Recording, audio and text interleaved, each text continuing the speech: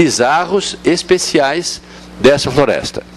Os insetos eram grandes, como eu falei, e segundo os cientistas, a descoberta traz importantes conhecimentos sobre esse tipo de ecossistema.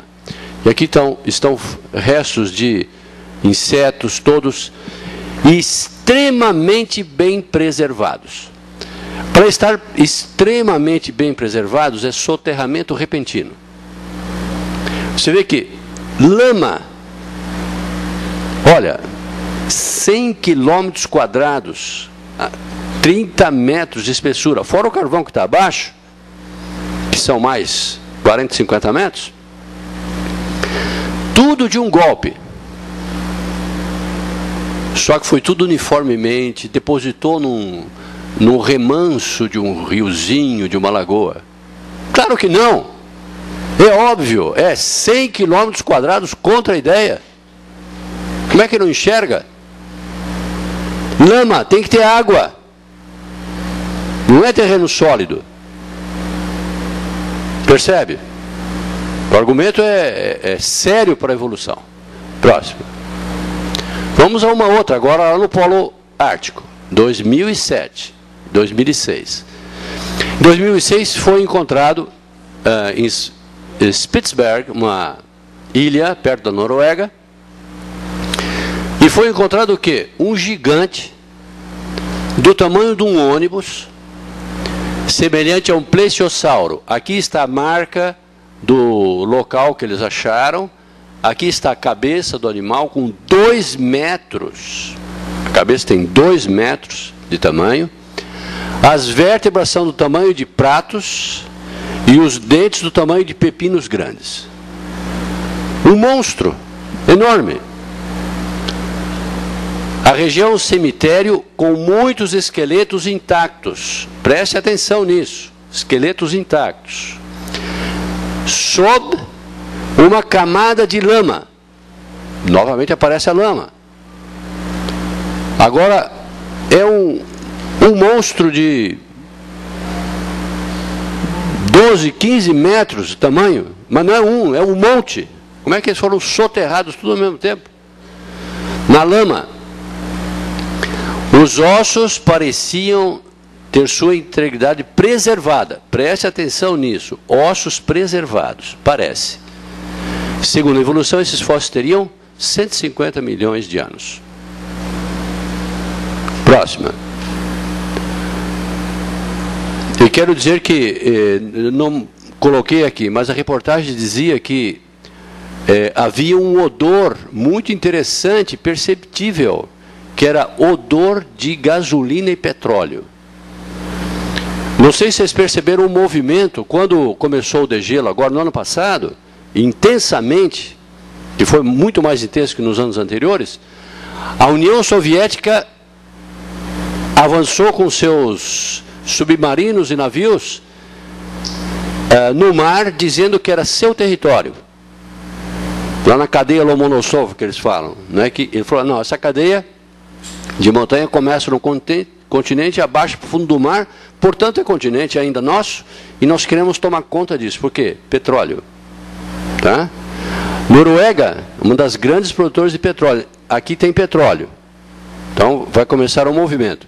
Os ocidentais, Estados Unidos, Canadá, já se movimentam desesperados para ocupar porções do Polo Norte e declarar seu território. Então tem outras consequências atrás disso aí.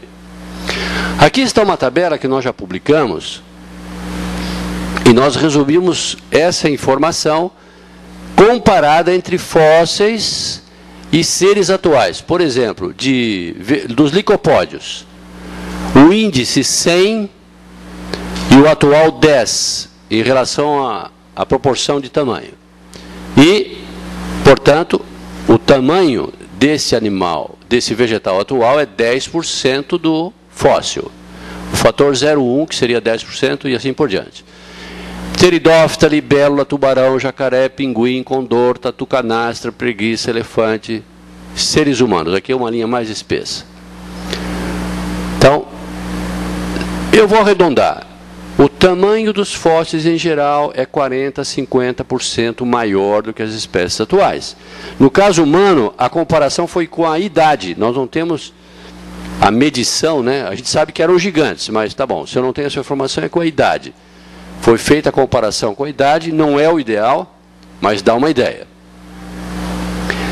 Então, em síntese, eu diria que o fator é 0,4 ou 0,5, ou seja, o tamanho dos fósseis é o dobro, em geral, do que as espécies atuais. Em geral. É muito visível que o fator de relação entre as espécies fósseis comparadas com as atuais são ao redor de 50%, eu prefiro usar esse número. As espécies existentes hoje são, em geral, menores que as fósseis, se comparadas uma a uma. Se eu comparo o tubarão, 26 metros, o tubarão fóssil. Carcharodon, que é da mesmo Carcharodon hoje do tubarão branco. Atual, 7 metros. E quando você faz essa comparação, você vai ver essa questão. Próxima. Eu quero dar uma declaração aqui do Asimov.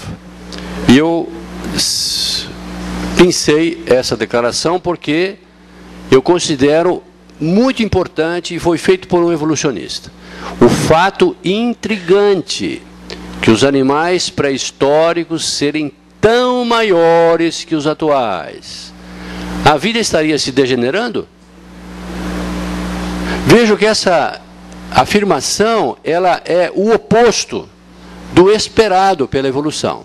Por isso que é intrigante. Intrigante quer dizer, não dá para explicar direito. Próximo. Grande parte dos ancestrais, os fósseis de uma espécie atual, são em geral, então, maiores, com quase 50%. Como o evolucionismo pensa de modo inverso ao testemunho fóssil, do simples para o complexo, do pequeno e incompleto para o grande e completo, da célula sem núcleo para a célula com núcleo, do unicelular para o pluricelular. Esse é o pensamento evolucionismo. E do imperfeito para o perfeito, eu acrescentaria. Alcançar a perfeição, com o objetivo de alcançar a perfeição. Darwin escreveu isso. E o Dawkins disse que essa declaração de Darwin, acho que ele não leu direito Darwin, disse que quem faz essa declaração, ele estava pensando nos criacionistas, né? É um absurdo. E o absurdo, quem falou? Foi Darwin. Darwin disse que nós caminhamos para a perfeição. Mas como Dawkins acha que não há nenhum objetivo, nenhum propósito, nenhum desígnio, nenhuma direção na evolução, então é um absurdo falar que marcha para a perfeição. Né? Está degladiando com Darwin. Aliás, eu quero dizer o seguinte, vou aproveitar para contar uma historinha. Na revista Ciência Hoje, o Runjanek, que é um dos que escreve, às vezes, quase constantemente aparecem artigos de uma página dele, falando sobre um determinado tema. E o Runjanek, ele comparou a Bíblia com Darwin, a Bíblia com o livro de Darwin, Origem das Espécies. E falou assim, olha, nós precisamos ler mais Darwin. A Bíblia, esse livro de mitos, é lido por muita gente. E Darwin? Nós precisamos ler mais. E no meio das observações, apareceu a declaração, essa declaração de Dawkins, que era um absurdo falar em aperfeiçoamento, em melhoria e perfeição. Aí eu escrevi uma carta para ele dizendo, olha, o senhor é anti-darwinista e não sabe. E lá vai a citação de Darwin. Está vendo? O absurdo que o senhor falou, pensando em outras pessoas que não eram evolucionistas, os próprios evolucionistas têm problema com o Darwin.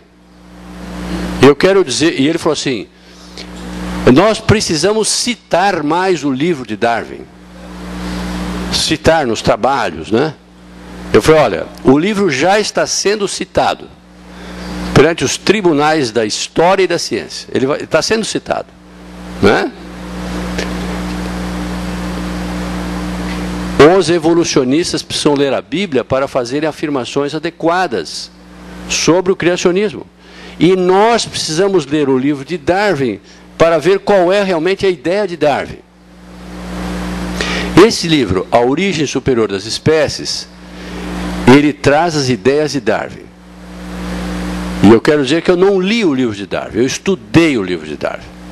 E fomos captando pelo menos 12 afirmações absolutamente falsas, que aparecem no livro lá, a lista inteira com a citação. Isso é importante, a gente perceber, né, e comparar com as declarações, especialmente do Dawkins.